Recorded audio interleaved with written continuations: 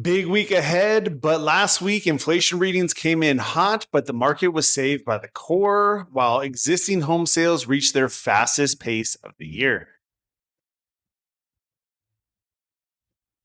Good afternoon. Well, we received some inflation news last week, and as expected, it came in hotter than anticipated, mostly due to where oil prices have gone over these last 3.5 months. However, there is a silver lining that we will get into, and even better news, the U.S. and Iran have agreed to a peace deal that is set to be signed by all parties on Friday in Switzerland. This got pretty dicey over the weekend as it was announced that they are all agreeing in principle to extend the ceasefire for another 60 days while they fully open the Strait of Hormuz. The strait, the world has learned, becomes so important in the global energy supply, amidst other factors like what they want to do with Iran's enriched uranium. Potential issues as the peace deal was being finalized was continued aggression from Israel as late as Sunday morning before the announcement, Sunday evening Eastern time. The markets reacted swiftly, but the bond market didn't see the swing that we expected, and that is mainly because there is a Fed meeting this week and the markets are testing the new Fed Chair Kevin Warsh. They're waiting to see what his expectations are now that the situation seems to be about 95% worked out and what his future optimism is with rates. The market is expecting for rates to go unchanged primarily on what we will get into regarding inflation. Remember, the Fed's goal is to have maximum employment and stable prices. It will be an interesting week with all that is going on, but for now, let's dive into what took place last week and how it affected mortgage rates. Here are your headlines. Inflation remained elevated in May, with consumer prices rising 0.5% for the month and 4.2% from a year ago. Much of the increase was driven by higher gas prices and fuel costs linked to ongoing tensions in the Middle East. Now, excluding food and energy, core inflation was more moderate, increasing 0.2% in May and 2.9% annually. Price pressures were also evident at the wholesale level. The producer price index, or PPI, rose 1.1% for the month and 6.5% year over year, largely driven by higher energy costs. Now, core wholesale prices increased 0.4% in May and 4.9% annually.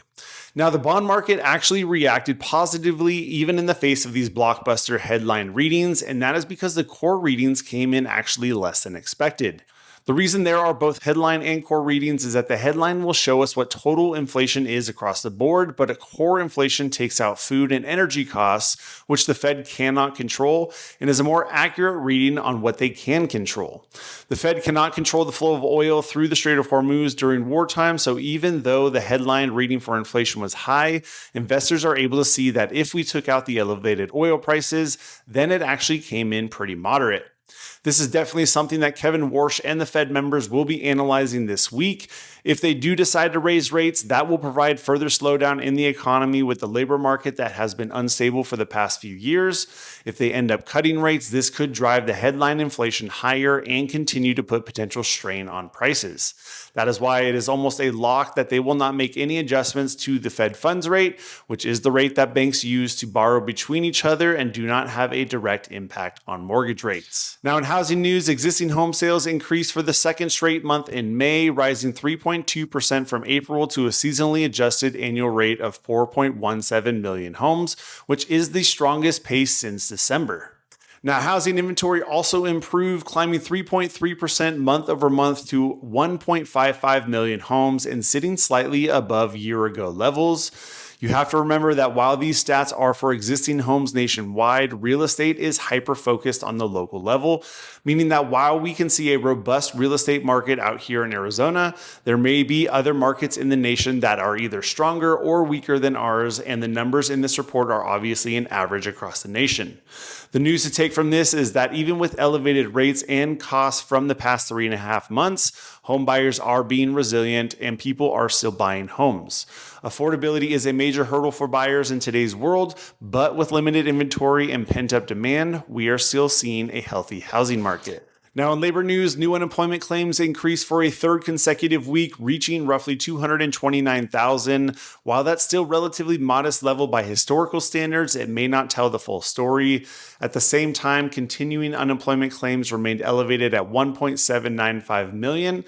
This suggests that many unemployed workers are spending more time searching for their next opportunity. This will be the other highlight that the Fed will be monitoring during their 2-day meeting this week. The reason is that due to the availability of gig work or contract work like Uber or DoorDash, these unemployment claims might be severely misrepresented, meaning that because someone was laid off, instead of filing for unemployment benefits that may provide a fraction of the income you were receiving, people may opt to go out and side hustle in order to make the ends meet.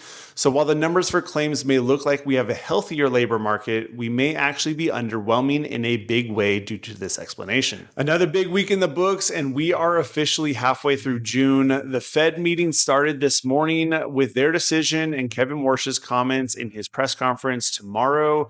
Again, the market is playing everything close to the vest on this, as this is the first meeting coming off of a war that had pushed oil prices into inflationary territory.